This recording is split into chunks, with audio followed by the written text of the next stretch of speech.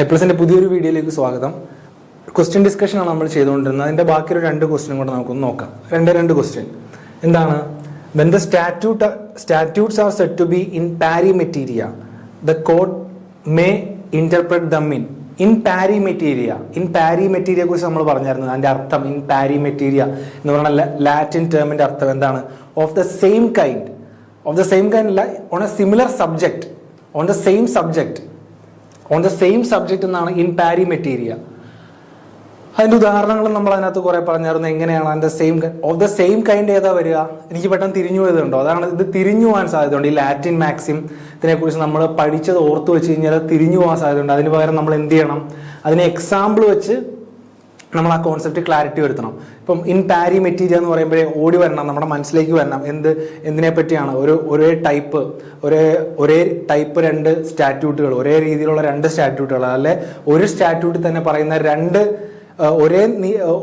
ഒരു സ്റ്റാറ്റ്യൂട്ടിൽ തന്നെ പറയുന്ന ഒരേ നിയമങ്ങളെ പറ്റി 2 പ്രൊവിഷൻ പറയുന്ന, അങ്ങനെ ഒരേ രീതിയിൽ വരുന്ന ഓഫ് ദ സെയിം സിമിലർ സബ്ജക്റ്റിൽ വരുന്ന ഒരു കാര്യത്തിനെ കുറിച്ച് പറയുന്നതാണ് ഇൻ പാരി മെറ്റീരിയ എന്ന് ഓർമ്മ വരണം. ഒരു എക്സാമ്പിൾ ഓർമ്മ വരണം. സ്റ്റേറ്റ് ലോസും ഫെഡറൽ ലോസും, സ്റ്റേറ്റ് ലോയുടെയും ഫെഡറൽ ലോയും ഒരേ കാര്യങ്ങൾ തന്നെ പറഞ്ഞിട്ടുണ്ടെങ്കിൽ എന്ത് ചെയ്യണമെന്നാണ് പറഞ്ഞിരിക്കുന്നത്? സ്റ്റേറ്റ് ലോനെ മുഴുവനായിട്ട് കട്ട് ചെയ്ത് ഫെഡറൽ ലോ ഇംപ്ലിമെന്റ് ചെയ്യണമെന്നാണോ? അല്ല, ഹാർമോണിയസ്ലി അതെന്താ രണ്ടും കൂടെ ഒരേ രീതിയിൽ പോകാൻ പറ്റുമെങ്കിൽ മാക്സിമം അതിനെ രണ്ടിനെയും കൂടെ കോർത്തിണക്കിക്കൊണ്ട് കൊണ്ടുപോകണം അങ്ങനെ ആ രീതിയിൽ ഇന്റർപ്രറ്റ് ചെയ്യണം എന്നാണ് കോർട്ടിനോട് പറഞ്ഞിരിക്കുന്നത് ഇന്റർപ്രിട്ടേഷനിൽ.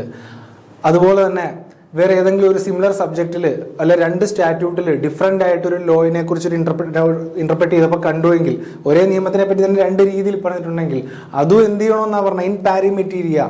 അത് രണ്ടും കോർത്തിണക്കിക്കൊണ്ട് മുന്നോട്ട് കൊണ്ടുപോവാണ് വേണ്ടത്. അല്ല അതിനെ റിപ്പീൽ ചെയ്യരുത്. ഒന്നിനെ റിപ്പീൽ ചെയ്തിട്ട് മറ്റതിനെ നേരെ മുന്നിലേക്ക് കൊണ്ടുപോകരുത് എന്ന് പറയുന്നതാണ് ഇൻ പാരി മെറ്റീരിയ. ഇപ്പൊ എക്സാമ്പിൾ വെച്ചിട്ട് വേണം ഓർക്കാൻ ഇങ്ങനെയുള്ള ലീഗൽ ടേംസ് എല്ലാം. When statutes are set to be in pari materia, court may interpret them in. ഏത് രീതിയിൽ കോർട്ട് ഇന്റർപ്രറ്റ് ചെയ്യണമെന്നാണ് പറഞ്ഞിരിക്കുന്നത്? 2 സ്റ്റാറ്റ്യൂട്ട് പാരി മെറ്റീരിയൽ ആണെങ്കിൽ, 2 സ്റ്റാറ്റ്യൂട്ട് സിമിലർ ആണെങ്കിൽ, 2 സ്റ്റാറ്റ്യൂട്ട് സെയിം ആണെങ്കിൽ, അല്ലെ ഒരേ സ്റ്റാറ്റ്യൂട്ടിൽ പറയും 2 സെക്ഷൻസോ 2 ആർട്ടിക്കിൾസോ സിമിലർ ആണെങ്കിൽ അതിനെ രണ്ടിനെയും കോർത്തിണക്കിക്കൊണ്ട് മുന്നോട്ട് പോകണം. അങ്ങനെ ആവുമ്പം ഏത് ഓപ്ഷൻ തിരഞ്ഞെടുക്കാൻ പറ്റും? Option A, harmoniously and together. Option B, based on legislative intent alone. Independently and in isolation, ഒറ്റപ്പെടുത്തിക്കൊണ്ട്. 4ാമത്തെ, സ്ട്രിക്ട്ലി ആൻഡ് ലിറ്ററലി. ഏത് ഓപ്ഷനാണ് most appropriate one? Harmoniously and together ആണ്. രണ്ടിനെയും കൂടെ ഹാർമോണിയസ് ആയിട്ട് ഇന്റർപ്രറ്റ് ചെയ്ത് മുന്നോട്ട് പോകണം. രണ്ടിനും ഒരേ പ്രാധാന്യം കൊടുത്ത് രണ്ടിനെയും കോർത്തിണക്കിക്കൊണ്ട് മുന്നോട്ട് പോവാണ് വേണ്ടത്. അല്ലാതെ ജുഡീഷ്യറി ഒരു നിയമം അല്ലെ ഒരു സ്റ്റാറ്റ്യൂട്ട് കട്ട് ചെയ്ത് റിപ്പീൽ ചെയ്ത് കളയല്ല വേണ്ടത്. ഈ ഓപ്ഷൻ നോക്കിയേ, based on legislative intent alone. Legislative intent alone മാത്രമായിട്ട് അത് വ്യാഖ്യാനിച്ചെടുക്കുകയല്ല വേണ്ടത്. എലോൺ എന്നുള്ള കാര്യം വരുമ്പോൾ തന്നെ നമുക്കറിയാം അതിനകത്ത് എന്തെങ്കിലും ഒരു ഇതുണ്ട്, എലോൺ. അപ്പൊ അത് കാരണമാണ് നമ്മൾ ഓപ്ഷൻ എ എടുത്തത്, harmoniously and together. Legislative intent എല്ലായിടത്തും ജുഡീഷ്യറി പരിശോധിക്കും. ലെജിസ്ലേച്ചർ എന്താണ് സത്യത്തിൽ ഈ സ്റ്റാറ്റ്യൂട്ട് കൊണ്ട് ഉദ്ദേശിച്ചത്. അങ്ങനെ ശരിക്കും ലെജിസ്ലേറ്റീവ് ഇന്റന്റ് മനസ്സിലാക്കിയിട്ടേ ഇന്റർപ്രറ്റ് ചെയ്യാറുള്ളൂ. ഇന്റർപ്രറ്റ് ചെയ്ത് ലെജിസ്ലേറ്റീവ് ഉദ്ദേശിച്ച കാര്യങ്ങൾ മാത്രമേ നടപ്പാക്കാറുള്ളൂ. അതുകൊണ്ട് തന്നെയാണ് ഇൻ പാരി മെറ്റീരിയ വരുമ്പോഴത്തേക്ക് ഹാർമോണിയസ് ആയിട്ട് ചെയ്യണമെന്ന് പറയുന്നത്. അല്ല ഒന്നിനെ ഒന്ന് റിപ്പീൽ ചെയ്യാൻ പാടില്ല. ലെജിസ്ലേച്ചറിന് അത്ര പ്രാധാന്യം കൊടുക്കണമെന്നുള്ളത് കൊണ്ട് തന്നെയാണ് ഒന്നിനെ റിപ്പീൽ ചെയ്യാതെ അല്ലെങ്കിൽ ഒരു പ്രൊവിഷനെ റിപ്പീൽ ചെയ്യാതെ ഹാർമോണിയസ് ആയിട്ട് ഇന്റർപ്രറ്റ് ചെയ്യണമെന്ന് പറയുന്നത്. അപ്പോൾ ഇൻ പാരി മെറ്റീരിയ വളരെ ഇമ്പോർട്ടൻ്റ് ആണ്, നമ്മൾ പഠിച്ചതാണ്. അതിന്റെ ബേസിക് കാര്യങ്ങളാണ് ഇതിനകത്ത് ചോദിച്ചിരിക്കുന്നത്. അപ്പോൾ അതിന്റെ കോൺസെപ്റ്റ് എന്തായാലും ക്ലിയർ ആക്കി വെക്കുക. ക്ലാസ് കാണുക, നോട്ട് വായിക്കുക, ഷോർട്ട് നോട്ടായിട്ട് ഉണ്ടാക്കി വെക്കുക. അടുത്ത ക്വസ്റ്റ്യൻ ആണ്, when interpreting penal statutes the ejusdem generis is relevant for. Ejusdem ജനറസിനെ പറ്റി ചോദിച്ചിരിക്കുന്നത്. എജൂസ്ഡം ജനറിസ് പറയുന്നത് എന്തായിരുന്നു? അതും നമ്മൾ പഠിച്ചതാണ്. എന്താണ്? ഓഫ് ദ സെയിം കൈൻഡ്, ഒരേ തരത്തിലുള്ള കാര്യങ്ങളെ കുറിച്ച് പരാമർശിക്കുമ്പോഴത്തേക്കും, ഒരേ തരത്തിലുള്ള കാര്യങ്ങളെക്കുറിച്ച് ഒരു സ്റ്റാറ്റ്യൂട്ടിൽ ഒരു പ്രൊവിഷനിൽ പറയുകയാണെങ്കിൽ, നമ്മൾ ഉദാഹരണമൊക്കെ പറഞ്ഞായിരുന്നു. ഫോർ എക്സാമ്പിൾ എന്താണ്? ട്രാൻസ്പോർട്ടിനെ കുറിച്ചുള്ളൊരു നിയമം, ഒരു ട്രാൻസ്പോർട്ടിനെ പറ്റി, ഓട്ടോമൊബൈൽസിനെ പറ്റിയുള്ളൊരു നിയമം പറയാണ്.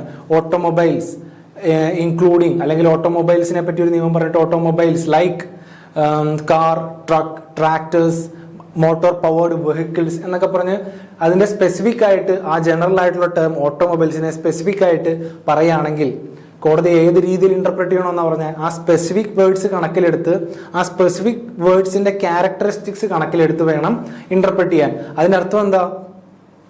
Automobiles including car, truck, tractors, motor powered vehicles എന്നൊക്കെ പറയുമ്പോൾ അതിൻ്റെ ആ 4 സ്പെസിഫിക് വേർഡ്സിൻ്റെ മെയിൻ ആയിട്ടുള്ള ക്യാരക്ടറിസ്റ്റിക്സ് എന്താ? അതൊക്കെ ലാൻഡിൽ ഓടുന്ന, കരയിൽ ഓടുന്ന വെഹിക്കിൾസ് ആണ്.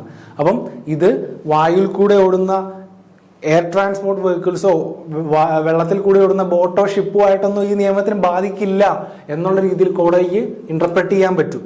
അപ്പോൾ അങ്ങനെ ഇന്റർപ്രറ്റ് ചെയ്യുന്നതാണ്, അങ്ങനെയുള്ള ഇന്റർപ്രിട്ടേഷനിൽ അങ്ങനെയുള്ള കാര്യങ്ങൾ ഉപയോഗിക്കുന്നതാണ് ദ എജ്യൂസ്ഡം ജനറസ്. അപ്പം അങ്ങനെ നോക്കുമ്പോഴത്തേക്കും ഇതിനകത്ത് ഏത് ഓപ്ഷൻ വരാനാണ് സാധ്യത? Rule of ejusdem generis. Expanding the scope of penalties. പെനാലിറ്റീസിന്റെ സ്കോപ്പ് എക്സ്പാൻഡ് ചെയ്യുകയാണോ ചെയ്യുന്നത്? Ignoring the legislative intent. ലെജിസ്ലേച്ചറിന്റെ ഇന്റന്റിനെ കംപ്ലീറ്റ് ആയിട്ട് മാറ്റുകയാണോ ഇതിനകത്ത് ചെയ്യുന്നത്? Removing ambiguities in statutory language.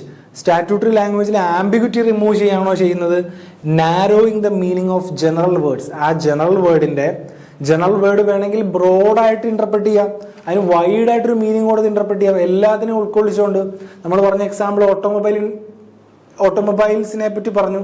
നമുക്ക് പ്ലെയിനെയും ബോട്ടിനെയും ഷിപ്പിനെയും ഒക്കെ കൂടെ ഇൻക്ലൂഡ് ചെയ്തുകൊണ്ട് ആ നിയമം ഇതെല്ലാ ട്രാൻസ്പോർട്ടിനും എല്ലാ ഗതാഗതങ്ങൾക്കും ഇൻക്ലൂഡ് ആയിട്ട് ആ നിയമത്തിന് ഇന്റർപ്രറ്റ് ചെയ്യാം. പക്ഷെ കോടതി എന്താ ചെയ്തത്? കോടതിയുടെ സെൻസ് ഉപയോഗിച്ച് അതിനെ നാരോ ഡൗൺ ചെയ്തു. Narrowing the meaning of the general words. അതാണ് എജ്യൂസ്ഡം ജനറീസിന്റെ റെലവൻറ്റ് ഫോർ.